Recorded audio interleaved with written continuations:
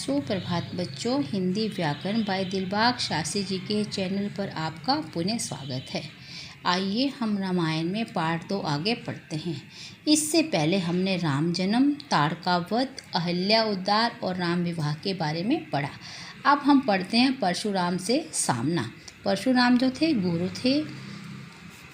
राम ने इनके साथ कैसे मुकाबला किया इसके बारे में हम पढ़ते हैं। प्रसन्नता में डूबे बाराती सहसा चौंक गए। प्रसन्नता खुशी में डूबे बाराती अचानक चौंक गए। परशुराम को सामने देखकर अचानक चौंक गए। वायु का तीव्र वेग तेज हवा का झोंका चौंकाने वाला था। एकाएक अचानक परशुराम मार्ग रोककर खड़े हो गए, सामने आ गए। वे क्रुद्ध मुद्रा में थे, बहुत क्रोधित थे। उनके एक हाथ में फरसा था, उनका शस्त्र था, हथियार था, दूसरे हाथ में था धनुष बाण। क्रोध के कारण उनका स्वयं का शरीर भी कांप रहा था। राजा दशरथ के हाथ पांव फूल गए। जो इतने क्रोधित उन्होंने परशुराम को देखा तो राजा दशरथ के हाथ पांव फूल गए, वे भी घबरा गए। सभी बराती भी भयभीत थे, डरे हुए थे। तभी परशुराम ने राम को संबोधित करते हुए कहा, राम, भगवान शिव का धनुष तोड़कर तुम अपने आप को क्या बहुत शक्तिशाली समझ रहे हो? अभी तक तुम्हारा किसी वीर से मुकाबला नहीं हुआ है। आज तुम्हें परशुराम की वीरता का पता चल जाएगा। अर्थात शिव धनुष तोड़ने के बाद तुम अपने आप को बहुत ताकतवर समझ रहे हो। तुम्हारा मुकाबला किसी वीर यानी कि मुझ परशुराम जैसे वीर से नहीं हुआ है। आज तुम्हें मुझसे भी युद्ध करना होगा।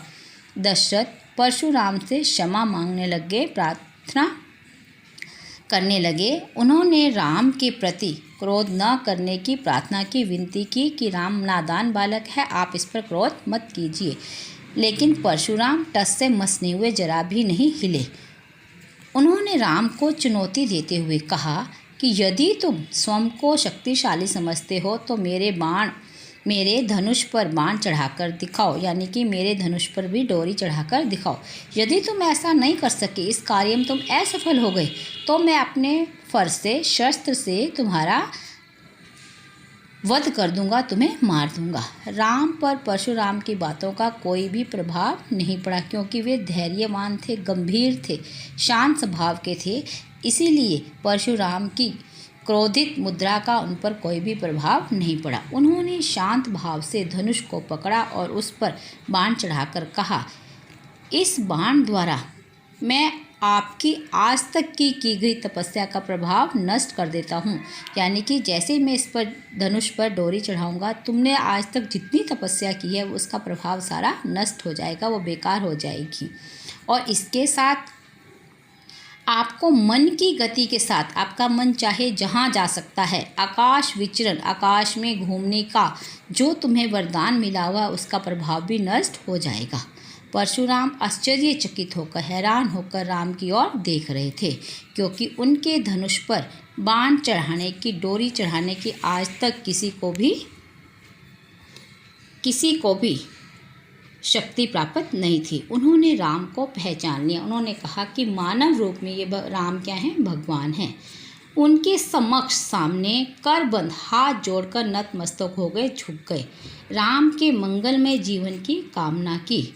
उन्होंने राम से अनुरोध किया, प्रार्थना की कि वे उनकी तपस्या का प्रभाव चाहे नष्ट कर दे, किंतु आकाश में विचरण करने की शक्ति को न छीने। चाहे मेरी तपस्या का फल मुझे ना मिले, लेकिन आकाश में मुझे जो घूमने की शक्ति मिली है, जो वरदान मिला है, उसे मत छीने। श्री राम ने मुस्कुराकर शांत भाव से उनका धनुष उन्हें लौटा दिया।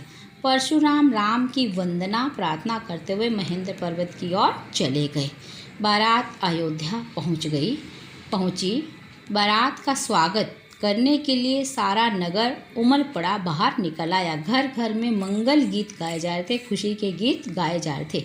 लोग अपने अपने भवनों पर खड़े होकर, भवन क्या होते हैं, ऊंची इमारतों पर खड़े होकर पुष्प वर्षा करने लगे, फूलों की बारिश करने लगे। विभिन्न प्रकार के वाद्य यंत्र क्या होते हैं, बांसुरी, मृदंग, ढोल आदि बजाकर खुशी को प्रकट करना। मधुर संगीत से अयोध्या गूंज उठी। इन वाद्य यंत्रों की गूंज से सारी अयोध्या गूंज रही थी। राजमहल में बारात और नववधुओं का, नई दुल्हनों का स्वागत महारानियों ने किया। नव वधुओं ने भी, नई दुल्हनों ने भी रानियों के चरण छुए। कौन सी थी नव वधुएं? 4, सीता, उर्मिला, मांडवी और श्रुतकीर्ति। सभी ने रानियों के पांव छुए। चारों पुत्रों ने भी माताओं के चरण स्पर्श किए, उनसे आशीर्वाद लिया। आशीर्वाद होता है शुभकामनाएं। सीता इतनी सुंदर थी कि सब उसकी ओर आकर्षित हो रहे थे। कौशल राज्य में ऐसा उत्सव पहली बार मनाया जा रहा था। ऐसा लग रहा था मानो कौशल राज्य को पुनः दोबारा सौभाग्य प्राप्त हुआ, यानी कि चारों तरफ खुशियां ही खुशियां थी। आशा करती हूँ कि यह पाठ आपको अच्छे से समझ आया होगा। इसके बाद हम पाठ 3 पढ़ेंगे। धन्यवाद।